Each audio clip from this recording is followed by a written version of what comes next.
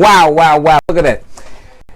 Wow, wow, wow. What a morning it has been for all you churchgoers out there, non-churchgoers, whatever the reasons are, whatever.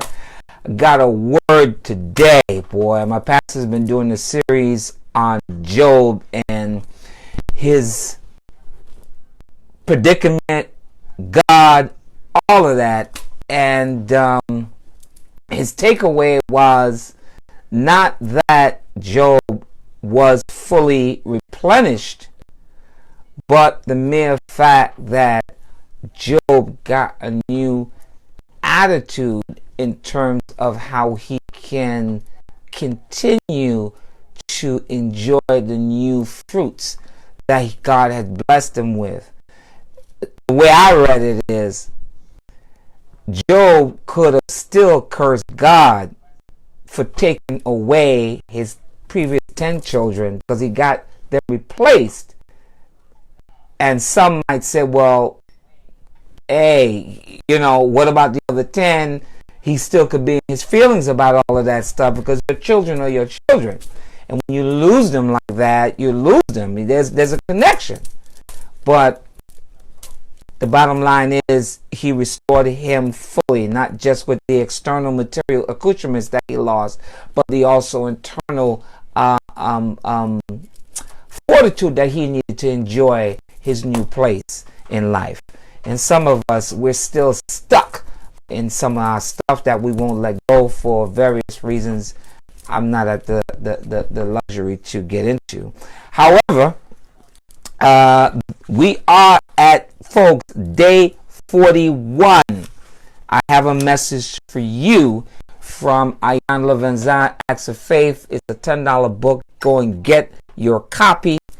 And here we go. Depression.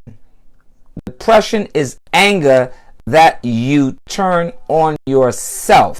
This is a quote by Dr. Craig K. Polite. In fact, if I'm not mistaken, he used to be, he had a radio series back in the 90s on Black Radio. I think it was BLS. I do remember that name. Here you go. So there is a collective pain among people of color that has been denied, mislabeled, unacknowledged. The pain of our collective past, the pain of our parents, the pain we experience as children, the pain we create for one another, regardless of the source or the age of the wounds. Our pain is the source of our anger. Yet we're taught not nice to be angry. Let me say that again. Yet we are taught it is not nice to be angry. We are discouraged from voicing or acting out on what we feel. We come up with cute little names for the things we do to deny that we are angry. When we fail to acknowledge anger, it quickly becomes depression, and that weight makes it difficult to move forward. It robs us of our dreams. It steals our precious hours, days, and years. Depression may be labeled as laziness, confusion, ignorance, or just the way we are. Very often these labels make us angry. The only way to end the cycle and get off the roller coaster of denied emotions is to admit that we are angry and go within to find the remedy. I am angry and I'm still okay. Wow, wow, wow, wow, wow. That is a hot one. Lord have mercy. I know I've been there. Please. I've been there, and I remember my first experience with the counseling session. I was sitting down with my ex-wife, and I was not loved. There was nothing she could say to make me think that I was going to reconcile anything. In fact, now that I'm looking, I don't even know why I even went. But this is not to say anything disparaging, because thank God here we are, 30-something years later, and we have a friendship. We have a daughter, we have a granddaughter, so we have a friendship. I am welcome into her home, she's welcome into my house. But that was back then. But The therapist was trying to get me to express my anger.